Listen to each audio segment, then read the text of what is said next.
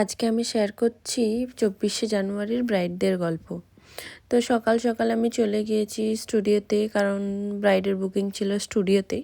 তো ব্রাইডের লোকেশনটা আমার স্টুডিওর পাশেই ছিল, তাই জন্য ব্রাইড বলেছিল যে স্টুডিওতেই আসবে।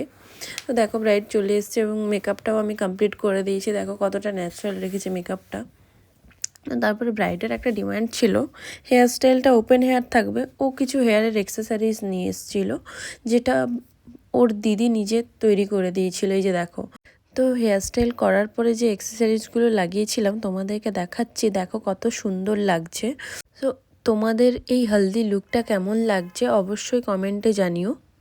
মেকআপ কমপ্লিট করার পরে স্টুডিওতে ক্লায়েন্ট এসেছিলো কিছু, তো তাদের সাথে একটা ছোট বাচ্চা এসেছিলো। দেখো কেমন নাচানাচি করছে, আর আমি সেইটার ভিডিও নিয়ে নিয়েছিলাম। ওর মা ওকে বকাবকি করছিল, ও নাচানাচি করছিল বলে। আমার বেশ ভালো লাগছিল দেখতে।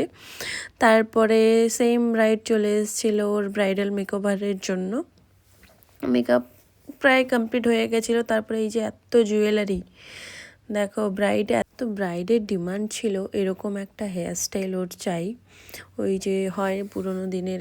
আমি সবসময় ব্রাইডের ডিমান্ড অনুযায়ী কাজ করি, বাট কিছু কিছু জায়গায় মনে হয় যে এই লুকটা বা এরকম বা সাজটা ওকে মানাবে না, তখন আমি কিছু চেঞ্জেস করি। না হলে পুরোটাই আমি ব্রাইডের ডিমান্ড অনুযায়ী কাজ করার চেষ্টা করি সব সময়ের জন্য। সো প্রত্যেক ব্রাইডের কাছে আমার একটাই রিকোয়েস্ট, তোমরা অন টাইমে আসার চেষ্টা করো। তোমরা অন টাইমে আসলে আমরাও ঠিকঠাকভাবে কাজটা করতে পারি। তারপরে তোমরা দেখো ব্রাইডের জুয়েলারি কালেকশন তো শেষই হচ্ছে না, একের পর এক পরাতেই আছি, কোনোভাবেই শেষ হচ্ছে না। শেষ হবেই বা কী করে? ব্রাইড তো ট্রলিতে করে সোনার গয়না নিয়ে এসেছিল, এবং এই ব্রাইডের নামটা আমি দিয়েছি সোনায় মোড়া রানী। তো তোমরা বলো, এই নামটা দেওয়াটা কি ঠিক হয়েছে?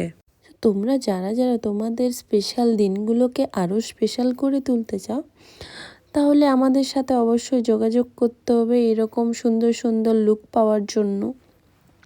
আর আমাদের ব্রাইডাল মাস্টার ক্লাস শুরু হচ্ছে মার্চের সেকেন্ড উইক থেকে। সিট বুকিং চলছে। সিট বুকিংয়ের জন্য ক্যাপশানে দেওয়া নাম্বারে আমাদের সাথে যোগাযোগ করুন। জুয়েলারি পরানো কমপ্লিট করার পর দেখো ব্রাইডকে কেমন রানীর মতো লাগছিল, তাই না? তারপরে আমি এক এক করে ওড়না আর মুকুট সেট করে নিচ্ছিলাম। তো পুরো অল ওভার লুকটা কমপ্লিটের পর দেখো কেমন লাগছে, পুরো রানীর মতো, তাই না? তো তোমরা অবশ্যই কমেন্ট করে জানিও আমার ব্রাইডকে রানীর মতো লাগছে তো। দেখো পুরো লুকটা। তো এই ব্রাইডটা কমপ্লিট করার পরে আমরা সেকেন্ড ব্রাইডের লোকেশানে পৌঁছে গিয়েছিলাম। তো পৌঁছে দেখি এক কাণ্ড কি, দেখো এই যে দেখতে পাচ্ছ সবাই এক জায়গায় জড়ো হয়ে গেছে।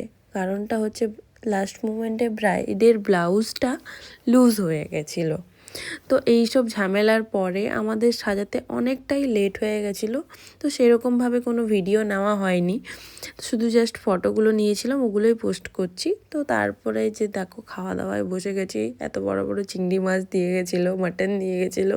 তো তারপরে খাওয়া দাওয়া কমপ্লিট করে বাড়ি ফেরার উদ্দেশ্যে রওনা দিলাম। দেখো রাস্তাটা কেমন কুয়াশায় ঢেকে গিয়েছিল। সো চলো টাটা, দেখা হচ্ছে পরের ভিডিওতে।